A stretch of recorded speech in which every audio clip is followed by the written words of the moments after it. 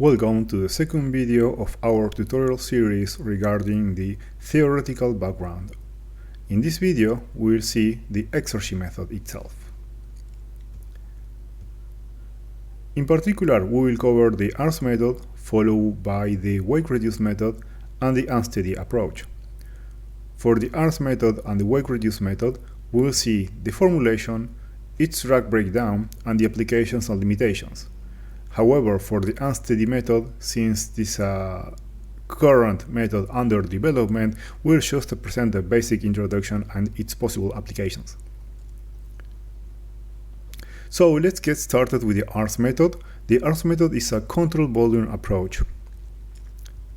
So basically, let's consider the control volume surrounding an aircraft in a similar manner as we did in the control volume approach for the momentum conservation method.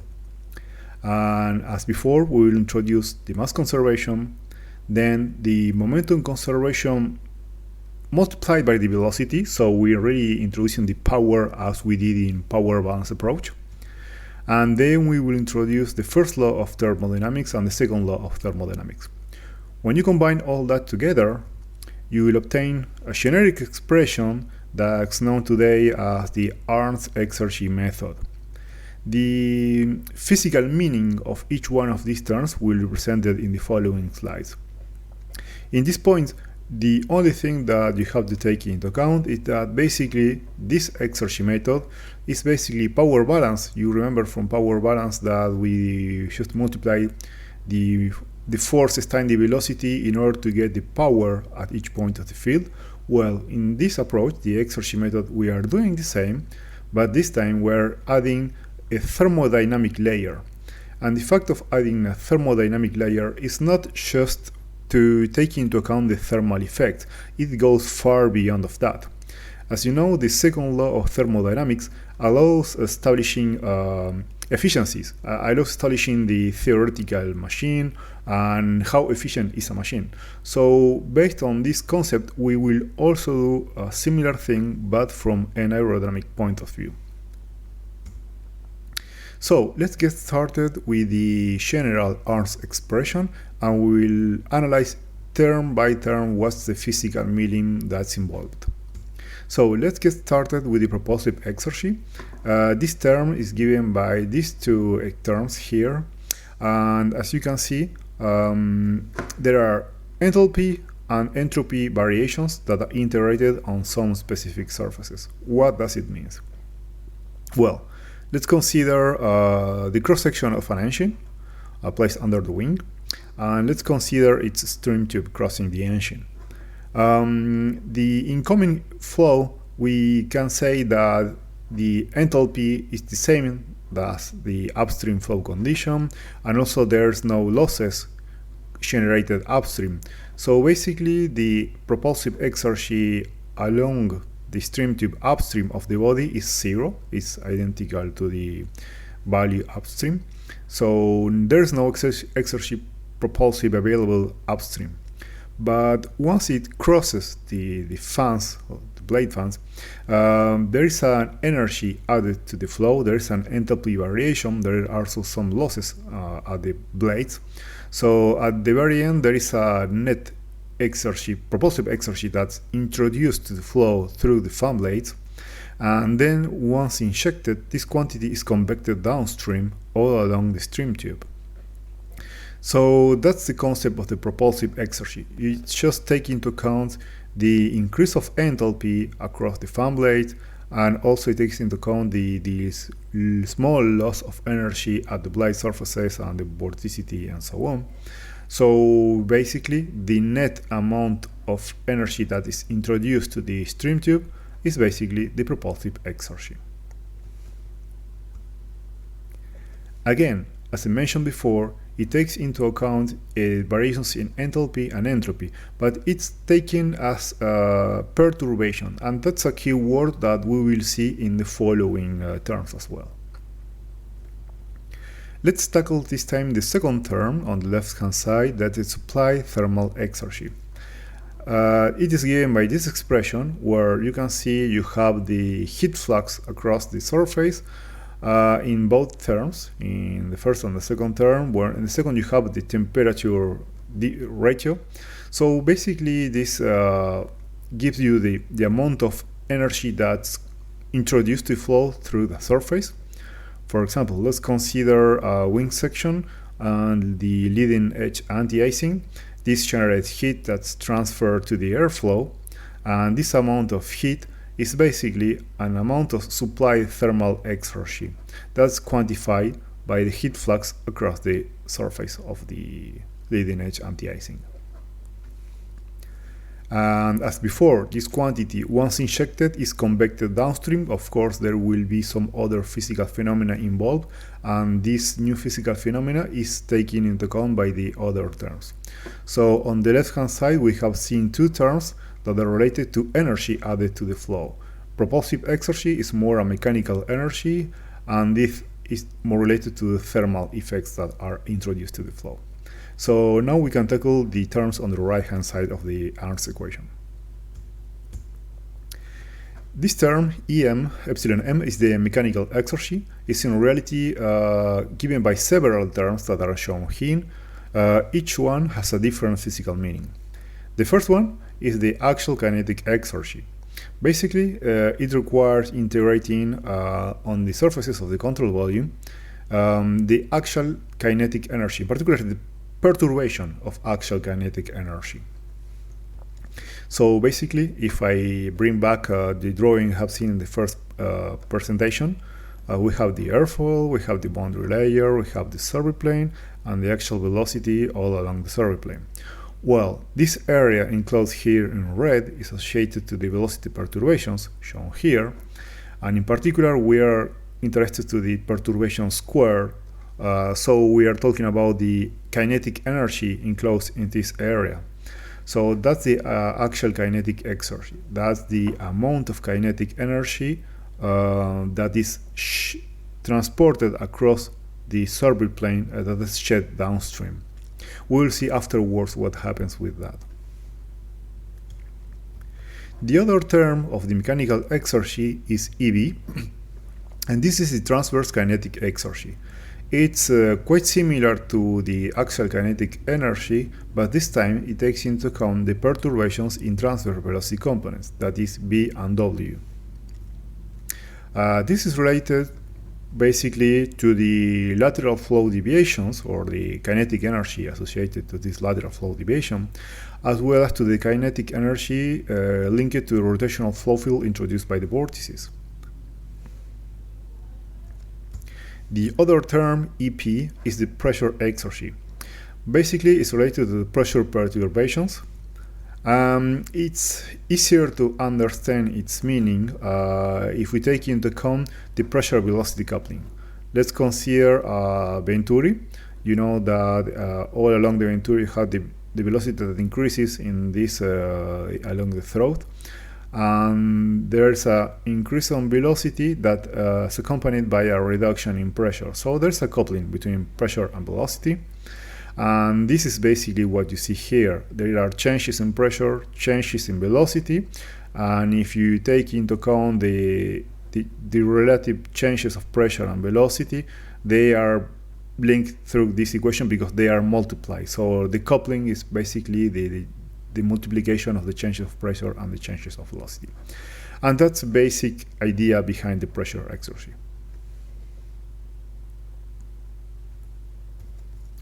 Then, the other term is the thermal exergy. There are multiple terms that composes this term, but basically you can understand the concept by this schema here. Let's consider an engine. It's stream tube going out. This is the hot zone, this is the cold zone. If you put a survey plane here and you measure temperature across the wake, you will see that the temperature outside the wake is our reference. Then you have a small increment across the relatively cold flow that comes from the fan, and there is a heavy increment in temperature due to the high temperature at the primary flow, and so on. So basically, the temperature perturbation is a measure of the thermal exergy. In the previous cases, mechanical exergy, we're talking about perturbations in pressure and velocity. Now we are talking about perturbations in temperature, respect to our static temperature of the reference downstream. The three last terms are, when they are gathered together, they provide what is called the total energy. Total energy is basically given by this expression, where you have the integral of the entropy generation. So again, if we consider an airfoil, its viscous region and a survey plane, and if you plot the entropy generation across this survey plane, this equation is basically this integral, the integral of the distribution, and the integral gives the energy. So basically the entropy is related to the losses that has been generated inside the boundary layer, all along the boundary layer up to the survey plane. So it's the cumulated losses that has occurred upstream, and you are measuring those cumulated losses at the survey plane. That's the total energy. And it's basically an integral at the survey plane of this entropy generated. Now we will see each one of the terms that composes the total energy. The first term is the viscous energy, and is given by this expression, where you have the Pf, that is basically the energy, kinetic energy dissipated inside the viscous region. Again, let's consider an airfoil and the viscous region in blue. Inside the viscous region, you have some velocity gradients, and these velocity gradients generates viscous dissipation, which are taken into account in this term here. So again, the viscous energy, that is the predominant component of the energy, is the amount of kinetic energy that is being dissipated by viscous phenomena inside the boundary layer or the wake. On the other hand, we have the thermal energy that is related to the temperature gradients across the wake. Just we go back to our case of fan before. We have the hot stream tube and the cold stream tube. At the interface, we have a change in temperature, and thus a mixing layer that generates a gradient of static temperature. In this mixing layer, we will generate entropy. We know, according to the theory, when we have two sources of different temperature, there is a heat flux, but as well entropy generation. And this entropy generation is related to the gradient of static temperature across this mixing layer. So this entropy generator is linked to the energy through this equation. So basically, energy is the power that is dissipated through temperature gradients. And finally, we have the shockwave energy. It's given by this expression that it basically integrates the entropy generated across the shockwave. Let's consider the case of a transonic airfoil, where we have the sonic line, then the shockwave. We know that the entropy increases across the shockwave. So when we integrate this quantity across the surface enclosing the shockwave, we will quantify the amount of entropy generated by the shockwave itself, and thus it gives the energy. So the energy is the power that has been dissipated across the shockwave. So, in summary, we have seen on the left-hand side of the Arntz equation the sources of exergy. That's the exergy added by mechanical devices, the exergy added by thermal devices. Then we have what we call the outflows. This is the mechanical exergy that's flowing out of the control volume. That's the quantity that's flowing out from the survey plane, and both mechanical and thermal components. And the three terms are basically the components of the total energy.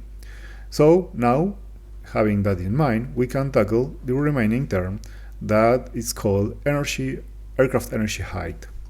So basically, it can be defined based on the other terms, and since these are the sources and these are basically losses for a generic case, the difference between the sources and the losses will give you the remaining amount of energy that is basically stored into the aircraft. And you can use this stored energy to increase either your kinetic energy or your altitude if this quantity is positive. If this quantity is negative, will mean that the sources are smaller than the losses and the aircraft will lose energy. It means that it can lose either altitude or velocity. So you can translate that to the flight path inclination based on the classical equation from performance.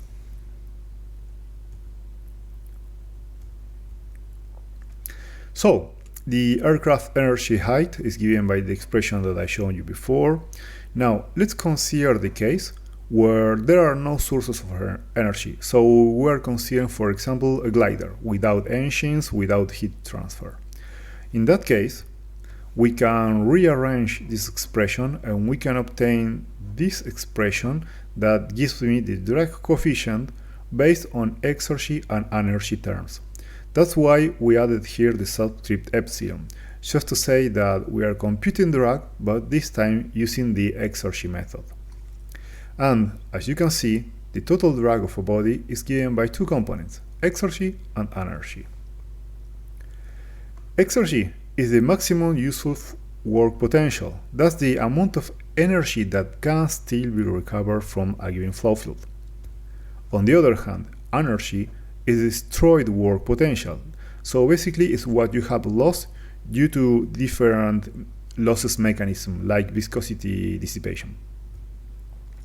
The key point here is that drag is given by these two terms, the exergy and the energy.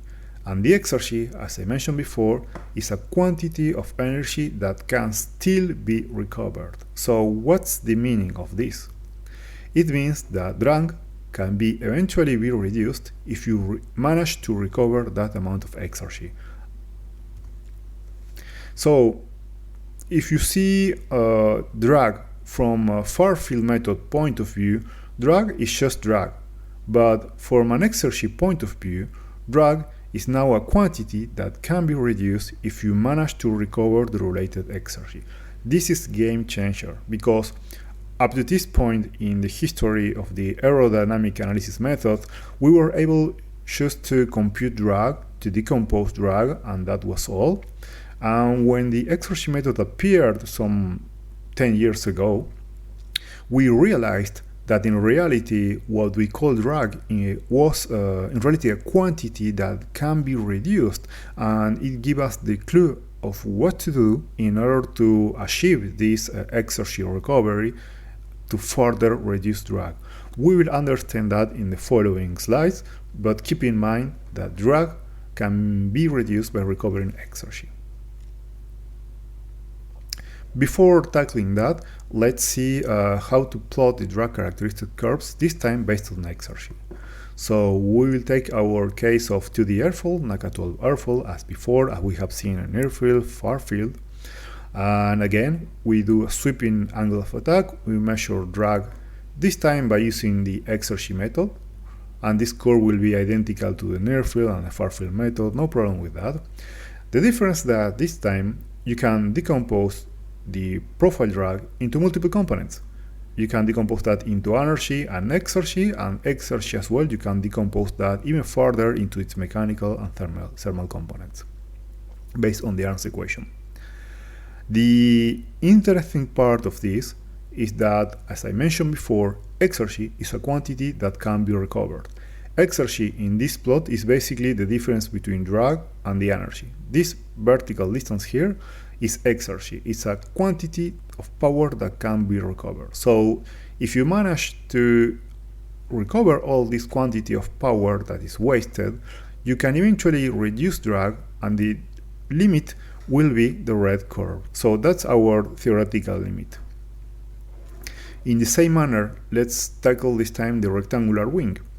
Again, you do a sweep the angle of attack, you obtain drag, the black curve, by using the exergy method, see the epsilon, and this drag will be identical to the far field and near field method. No change of that because drag is the same quantity regardless the method. But the interest of using exergy is that this time you can decompose that into energy, the red curve, and exergy, the blue curve. And again, acknowledging that exergy is a recoverable quantity, you realize that this distance between the drag curve and the energy is in reality something that you could eventually reduce by introducing energy recovery devices. So, as I mentioned before, energy established the theoretical limit of the drag reduction by using energy recovery devices. So, just keep in mind that the far field method, the physics changes from 2D to 3D, and this is well reflected in this curve. You can see that in this case you have obtained the profile drag and its related energy, and you have the energy associated to that here, and then you have something that changes in 3D, and that's mechanical exergy associated to the rotational flow field of the vortices. Now let's dig a little bit more in the concept of energy recoverability. We can show the characteristic curves that I mentioned before. We can plot that in a different manner. In this case, the lift drag ratio versus the angle of attack. This is the lift drag ratio for the rectangular wing, whose curve was presented before. And let's say that we managed to recover the related exergy. If we manage to recover all the available exergy, this drag ratio will improve and will reach this theoretical value called LD epsilon, and this establishes the theoretical limit. So this is basically similar, equivalent to the Carnot limit in thermodynamics. It's not mathematically the same thing, but conceptually it must be observed like this. So this curve is given by energy. Basically, we are considering that drag is given by exergy plus energy. If you manage to recover exergy, drag will only be given by energy. So this curve will increase and will reach this maximum theoretical limit. And again, this is game changer in the sense that we weren't aware that drag could be eventually be reduced by recovering exergy. It was this theory that opened up this possibility.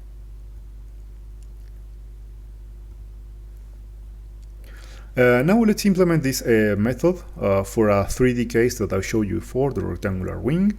You are seeing here the survey plane colored by the local drag based on the Arntz equation. And what you are seeing here are different span-wise distribution of several parameters. First of all, in black, you have the total drag shown its variation span-wise. And what you're seeing in violet is the related exergy, and in white is related energy. As you can see, from the total drag, a very large part is exergy.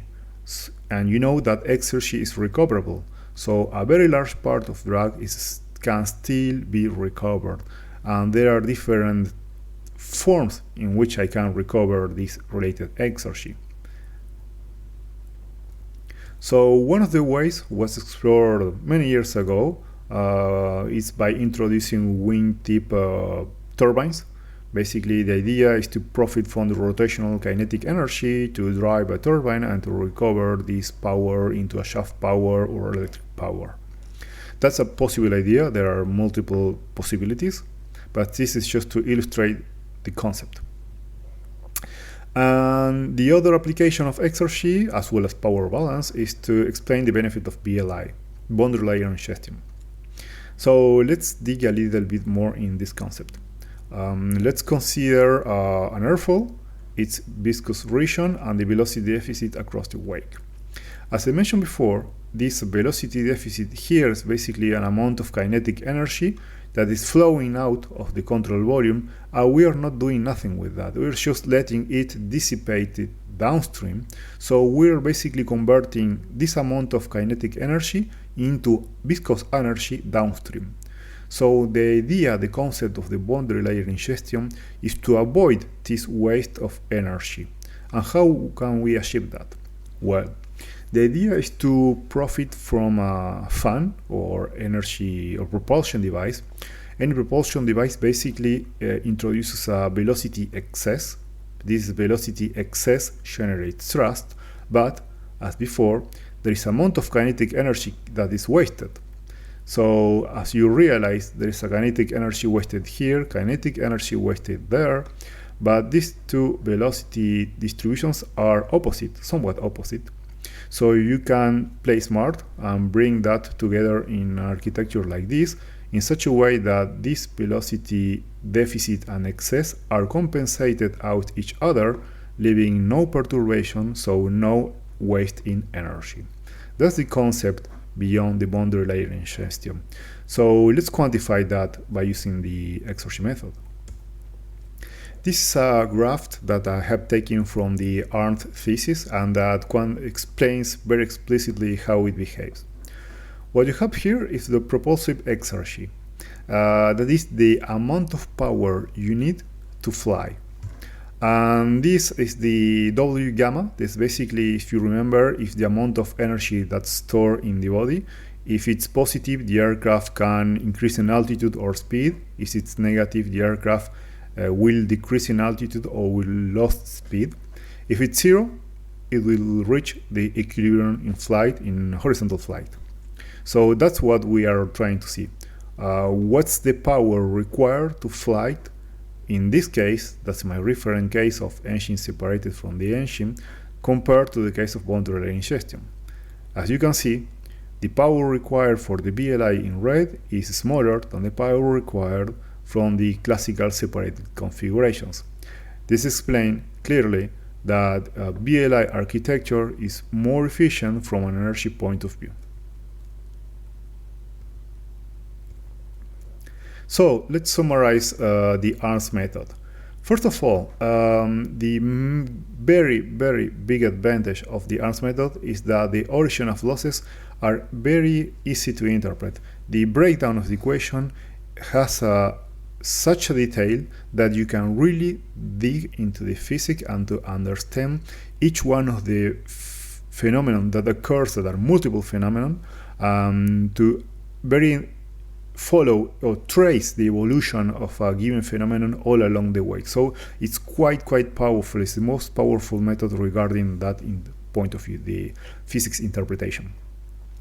And the other advantage is that it's easy to implement in CFD codes. We have implemented this equation, of course, in Epsilon, and you can apply this method for your analysis. And this delivers a quick and accurate determination of drag and its breakdown as well.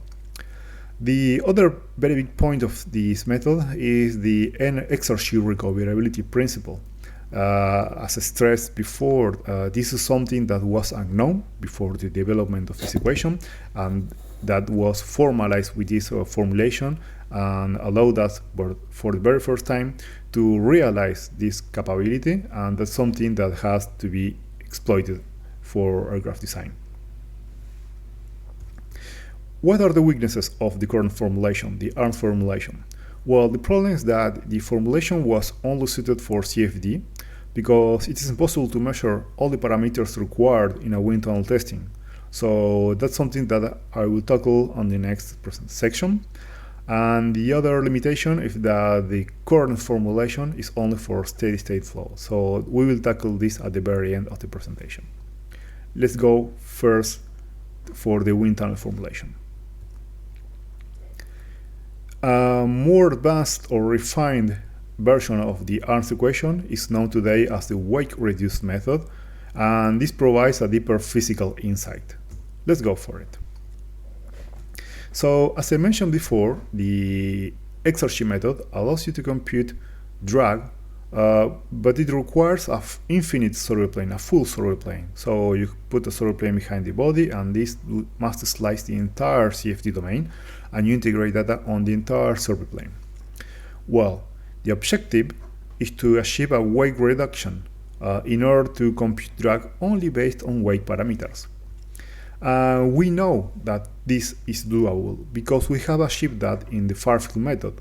So the idea is basically to be inspired on what we did in the far field method and to implement that into the Arntz equation in order to perform our weight reduction. So this will be quite similar to what we have seen in the other presentation. Let's go for it.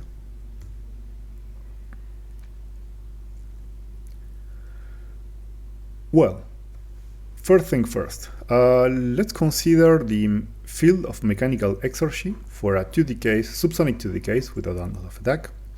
When you compute the mechanical exergy based on the Arntz equation and you evaluate that point by point, you find something like this. The first thing, the question that comes to your mind is, what does it mean? What's the physical meaning of all this? Well, we'll try to understand this by doing a streamline analysis. First of all, we'll consider a streamline that do not penetrate into the viscous region, as this one, and the streamline itself is colored by the mechanical exergy. Blue is negative, red is positive. So as you can see, the streamline far upstream has zero initial exergies, and that's reasonable because far upstream there are no perturbations. As the particle approaches the aircraft, there are some perturbations due to the presence of the body, and that generates a given amount of energy, but this is in some places negative, in some places positive, and so on.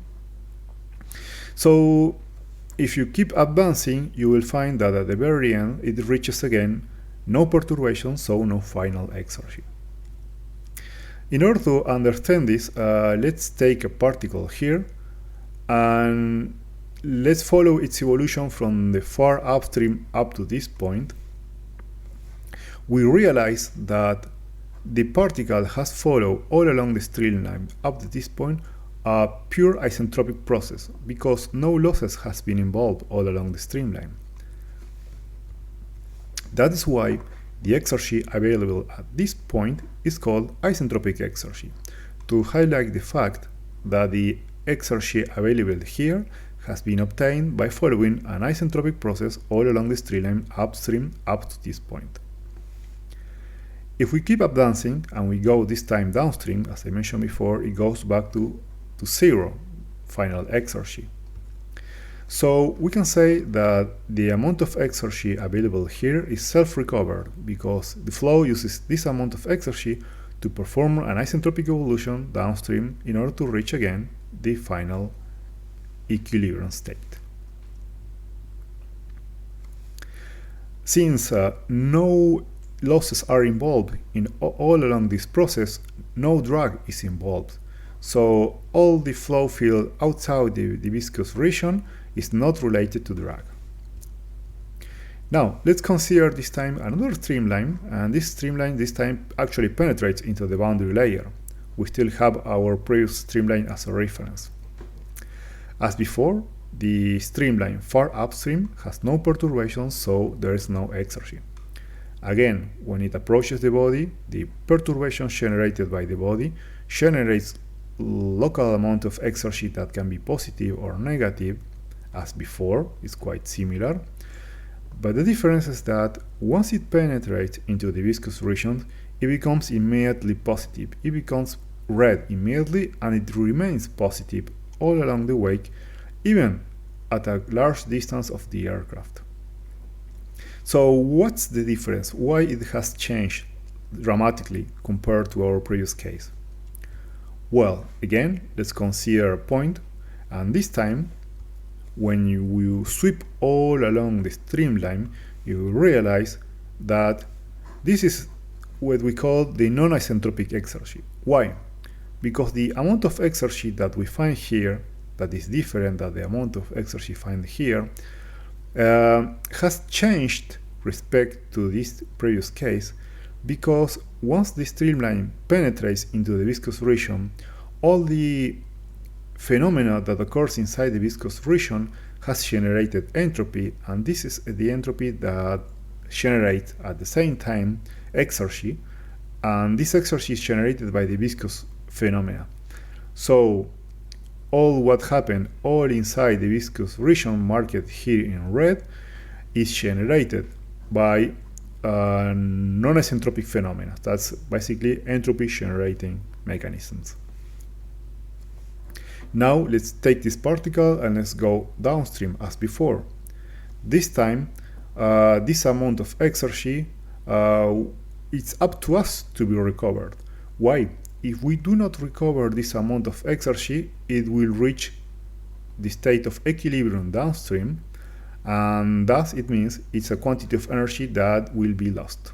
So the amount of exergy available here was self-recovered, but this is not self-recovered, so it's up to us to recover, and that's what the BLI exploits.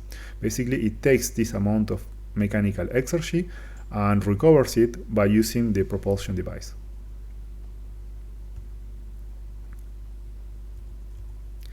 So let's bring this concept to another level. Let's consider again an airfoil is viscous region. Let's consider a point lying outside of the viscous region. For this case, you have the UV velocity components that are the actual velocity components that you can measure at that point. According on what I said before, this component U is fully isentropic and the component B fully asymptotic. Instead, in a point lying inside the viscous region, the velocity component U is in reality composed by two parts, the isentropic and the non-isentropic part, and the same happens for the vertical velocity component. So the idea is to determine this decomposition, and in order to determine this decomposition, we'll be inspired on what we have did before with the far field method. If you remember, the far field method, we're able to compute the isentropic part, U star, and then since you know the real velocity component, you can compute U bar. We will do that in a similar fashion, but more generalized to take into account the compressibility. So the idea behind this velocity decomposition is that we are using the static pressure field as a parameter. Why? Well, let's consider the airfoil, the static pressure field, and I mark here in black the limit of the wake region. As you can see, the pressure field crosses the wake limit without suffering any distortion. And this is key, since the fact that of not suffering any distortion means that the static pressure is basically a parameter that is not affected by viscosity. So we can say that static pressure is an isentropic parameter because it is not linked to viscosity. So if we introduce the isentropic equation, we can obtain velocity from pressure, and since we have said that the static pressure is an isentropic parameter, the related velocity can be computed from the PS will also be an isentropic parameter. So this is expression that I will use to compute point by point the isentropic velocity magnitude starting from the static pressure field. Then, since I know the velocity component which has been computed by CFD, and since now I know the isentropic velocity component, now I can compute the non-isentropic part. So this is an improved version of what has been done by Betz 100 years ago. I can also extend this concept and even decompose static temperature field again into its isentropic and non-isentropic component, and in the same manner I can also decompose density into its isentropic and non-isentropic components. So what's the idea behind all those decomposition of velocity, density, and temperature? Well, the idea is, as we did in far field, take each one of the terms and implement this decomposition. So let's take, for example, the axial kinetic exergy, EU. It is given by this term, if you remember, it's given by the perturbation of axial kinetic exergy. And then the idea is to replace velocity by its decomposition, density by its decomposition, and this allows me to decompose the axial kinetic exergy into its isentropic and non-isentropic parts. I can do the same, of course, for the other components, EB and EP, to decompose it.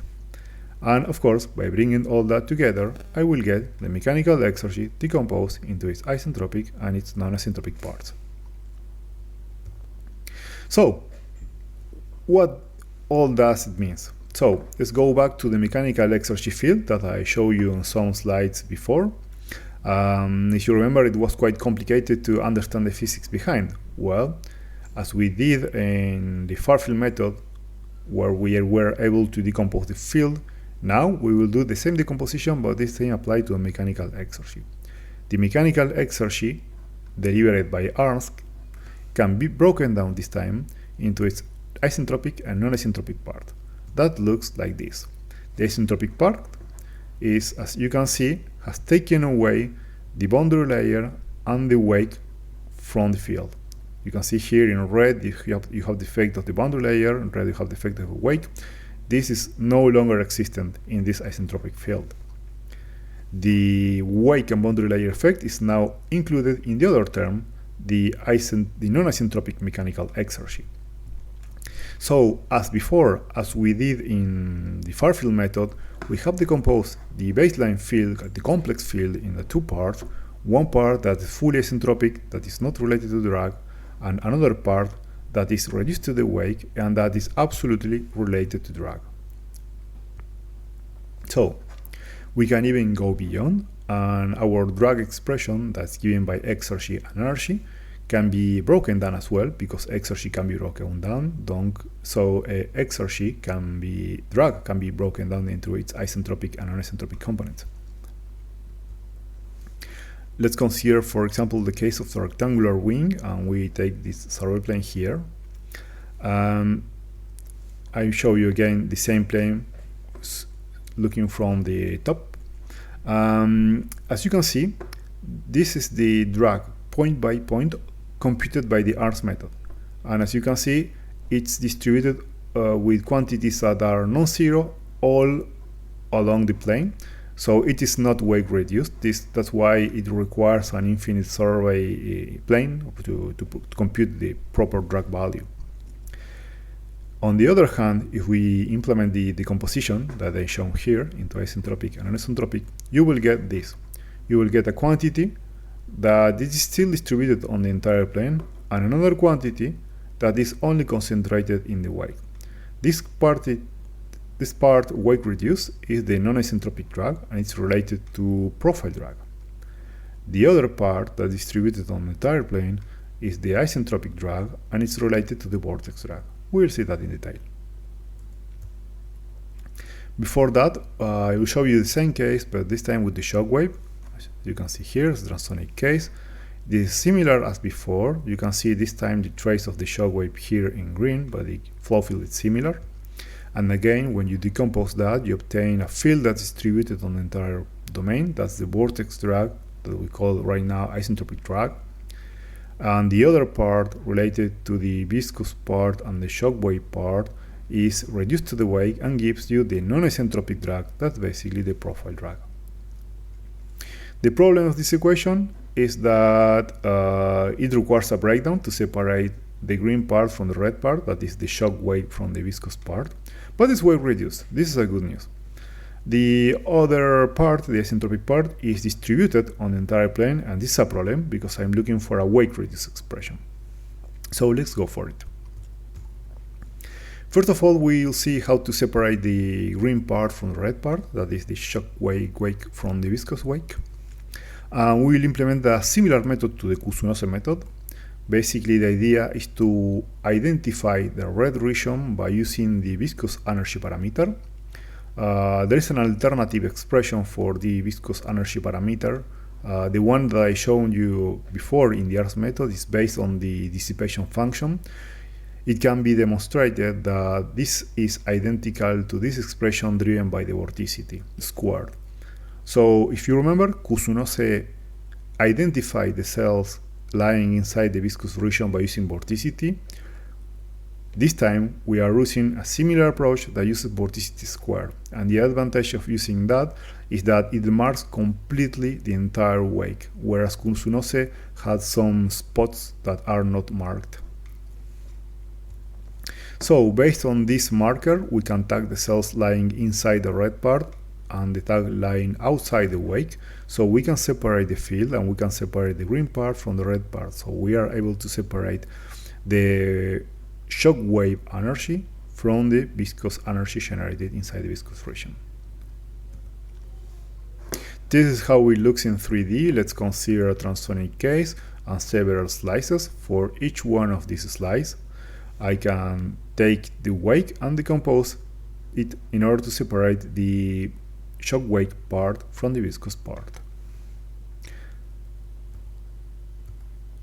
So the remaining point that we have to improve is the isentropic drag.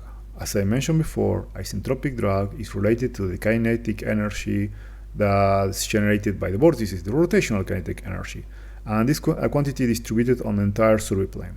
So the idea is to obtain a weight-reduced approach. The expression of this isentropic drag is this one. So as you can see, you have the transverse velocity component squared, so you have the transverse kinetic exergy. The idea is to introduce the Maskell and Hackett expressions that allows me to manipulate that and reduce it to this expression that is very familiar. If you remember from the Maskell equation, you will rapidly identify this product of the stream function and the actual vorticity that gives you the vortex drag, which confirms the fact that the mechanical exergy, or the isentropic drag, is the vortex drag.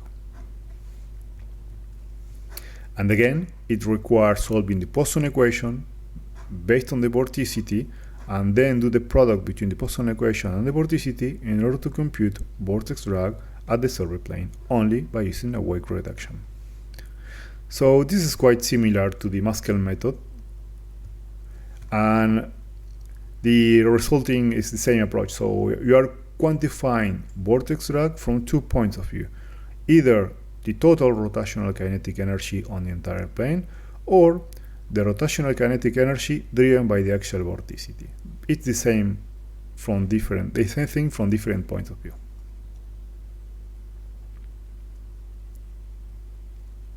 So now that my weight-reduced exergy formulation has been finally developed, I can apply it to obtain the characteristic curves of a given aircraft body.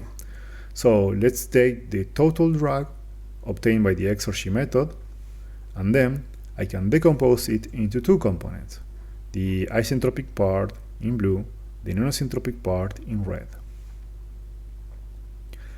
If I overlay the drag value obtained by near field, I will obtain, of course, the same drag, because drag, after all, if drag regardless the method you computed, it should provide the same drag value. And indeed, if you do the same for the other methods, near field, far field, by Arntz, or by the new weight-reduced exergy formulation, you will obtain always the same drag value with the same level of accuracy. And then, if you overlay the vortex drag obtained by the Maskell method, it will be overlaid to the isentropic exergy. This means that the isentropic drag is simply vortex drag. In the same manner, if you overlay the profile drag obtained by the Betz method, it will be overlaid on the top of the non-isentropic drag.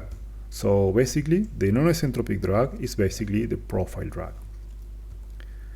So we can demonstrate in this manner that the exergy decomposition is equivalent to the far field method decomposition. But at this point you will ask, what's the point of using exergy if the decomposition is the same? Well, the answer is here. For the far field method, drag is just drag. But from an exergy point of view, drag is a quantity that can be reduced by energy recovery. And we have seen the impact of this concept before when we have shown the tip vortex, the BLI, and so on. That's the major advantage of using exergy, because it allows you to realize that in reality this quantity of vortex drag in reality can be reduced by introducing energy recovery devices.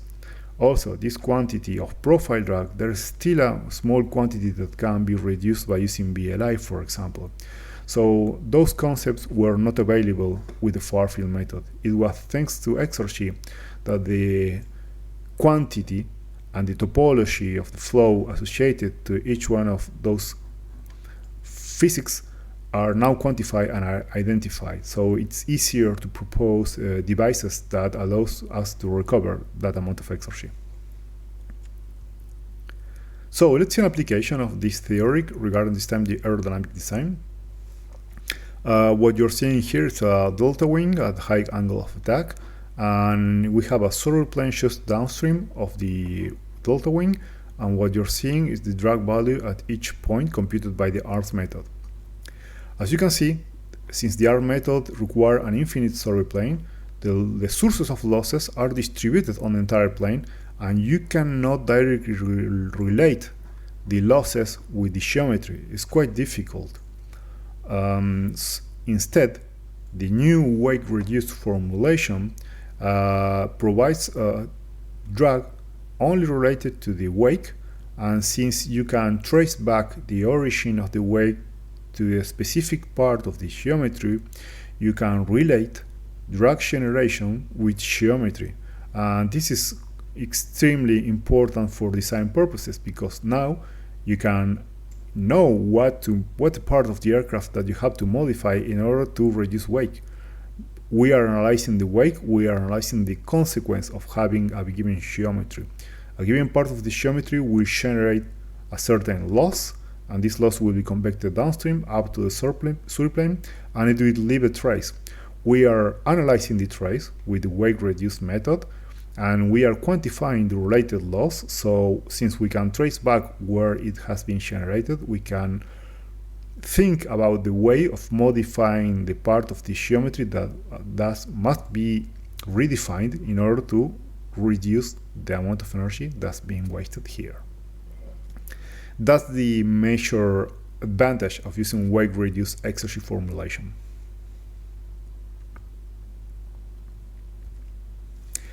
Another interesting approach of the weight-reduced method is that it allows you to determine the evolution of total drag all along the body. You cannot determine that with the Arntz method, because when you apply that, you will obtain some weird oscillation that are related to the potential field. Now, with our method, we are taking away the potential field, that is the isentropic field. So total drag, it evolves monotonically crescent all along the chord, and we can also decompose that into vortex drag and profile drag. So this is quite useful for geometry analysis. Another interesting application is the weight drag extraction. For example, we have the same 2D airfoil that I showed you before. This time I'm showing you the evolution all along the chord and all along the wake of the total drag here in green. And this curve is decomposed into the energy, and also the energy is decomposed into its pure viscous dissipation and the shock wave energy. As you can see, once you cross the shock wave, there is a sudden increase of energy. That's the energy dissipated at the shock wave. And the other curve in cyan, that the viscous energy, is basically the energy dissipated inside the red region all around the boundary layer and the wake. The addition of these two curves gives me the white curve, that's the total energy. And since the green is the total drag, the difference between drag and energy is the exergy. As you can see, there's a certain amount of exergy here that is being decreased downstream because the exergy is being converted into energy by viscous dissipation phenomena. And this is clearly explained that if you want to recover exergy, it's better to recover it as soon as possible, because if you recover that downstream, you will be losing an amount of recoverable energy.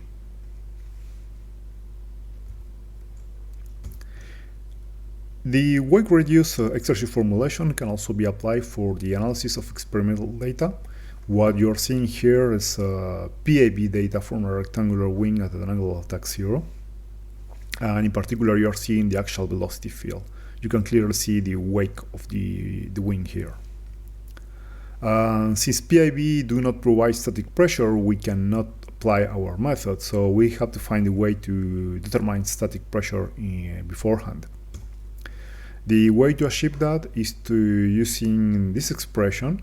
I can demonstrate that by integrating vorticity across the wake, you can obtain the velocity deficit.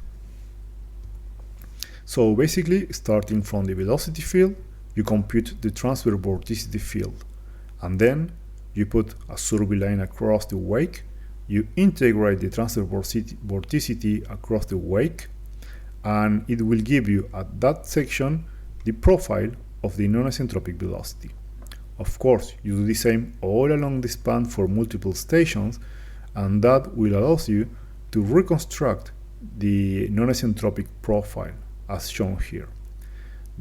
Once I know the non-isentropic velocity profile, and since I have measured the velocity, now I'm able to compute the isentropic velocity by simply doing the difference.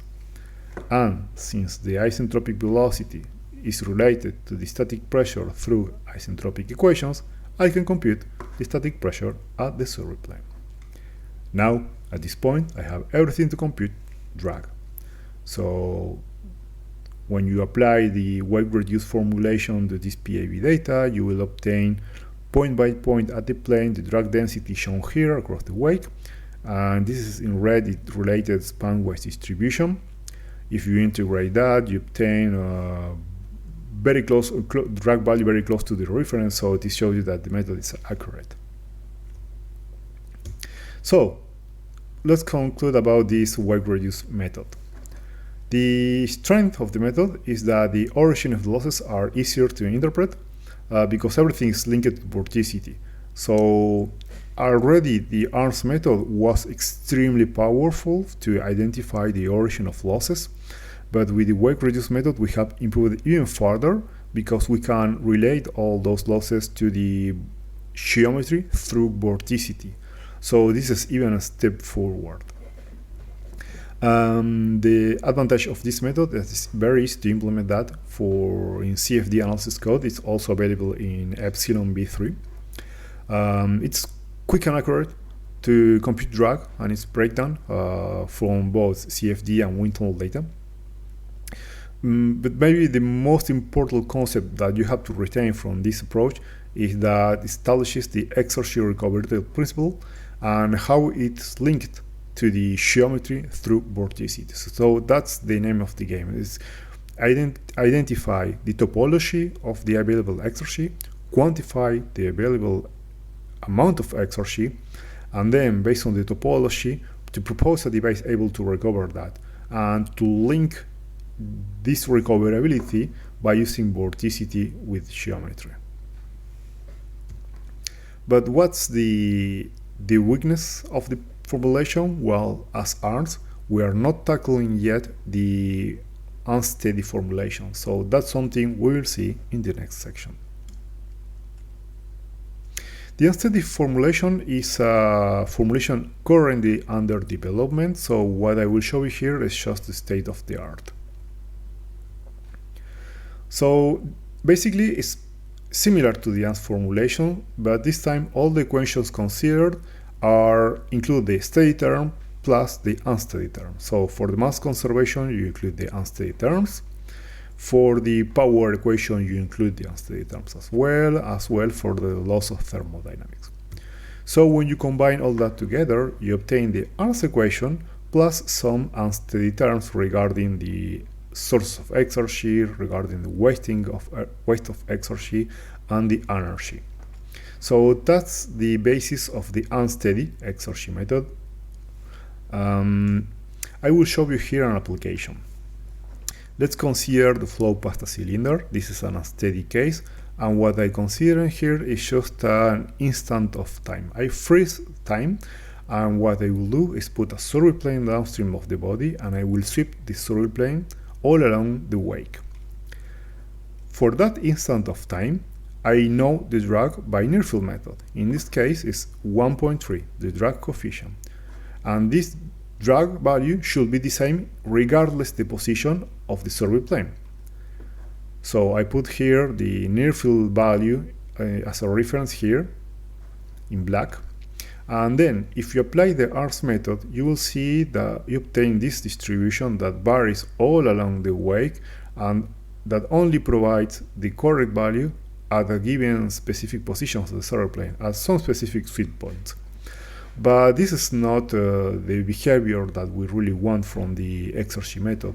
And this behaves like this simply because they are lacking the unsteady terms. Once you include the unsteady terms that are missing on the original Arntz equation, you obtain the unsteady exergy formulation that, this time, will give you a constant drag value independently of the position of the survey plane.